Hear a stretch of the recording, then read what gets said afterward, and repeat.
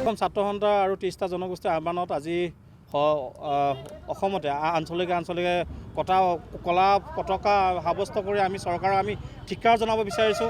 আমি চৰকাৰক সকীয়াই দিব বিচাৰিছোঁ যে যি এই বাতিল কৰিবই লাগিব। এই কোনো কালে অসমৰ ৰাইজে অসমীয়া খিলঞ্জীয়াই সহ্য নকৰে। অসম চুক্তি বোলে এখন চুক্তি আছে, এই চুক্তিৰ কথা হিমন্ত বিশ্ব শৰ্মাই আৰু সৰ্বানন্দই পাহৰি গ'ল নেকি? আমি গোটেই ভাৰতবৰ্ষ হৈ 51 পৰা 71লৈকে যি বুজা ল'ব লাগে বুজা আমি ল'লোঁ, আৰু কিন্তু অসমৰ নিচিনা সৰু ৰাজ্য এখনে কিন্তু বুজা ল'ব নোৱাৰে। যদি কোনোবা বেলেগ এখন ৰাজ্যত দিয়া আমাৰ তাত কোনো আপত্তি নাই, কিন্তু অসমত আৰু উত্তৰ পূৰ্বাঞ্চলৰ নৰ্থ ইষ্টত কিন্তু আমি এই বুজা কিন্তু আমি ল'ব নোৱাৰোঁ। আমাৰ শেষ বিন্দু তেজ থকালৈকে আমাৰ যি আন্দোলন থাকিব, প্ৰত্যাহাৰ কৰিবই লাগিব, বাতিল কৰিবই লাগিব।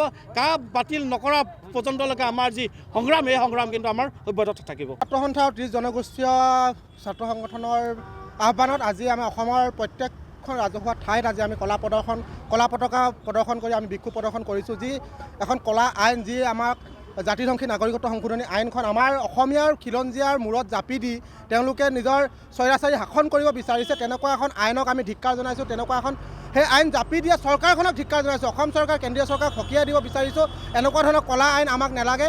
এনেকুৱা ধৰণৰ কলা আইন যি অসমীয়া খিলঞ্জীয়াক জাতি শেষ কৰি দিয়াৰ এখন আইন, যিখন আইন আমাক জাপি দিছে, সেই আইনক আমি বিৰোধ কৰিছোঁ আৰু এই আইন অতি শীঘ্ৰে প্ৰত্যাহাৰ কৰিব লাগিব।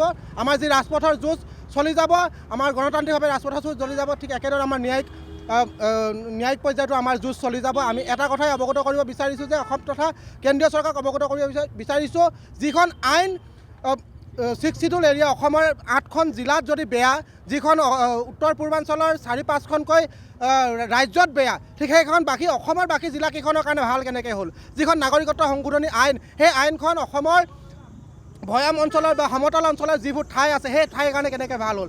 বাকী ঠাইখিনিৰ কাৰণে আমি এটাই প্ৰশ্ন কৰিছোঁ, আৰু আমি এটা কথা এই কাৰ্যসূচীৰ জৰিয়তে সকীয়াই দিব বিচাৰিছোঁ, যিসকল প্ৰশাসনক তেওঁলোকে যি নিজৰ দলীয় কৰ্মী হিচাপে প্ৰয়োগ কৰিব বিচাৰিছে, তেনেকুৱা ধৰণৰ হাজাৰ ৰঙা দলিচা, প্ৰশাসনৰ হাজাৰ বেৰিকেড ভাঙি কিন্তু আমি জাতিৰ স্বাৰ্থত ওলাই আহিম।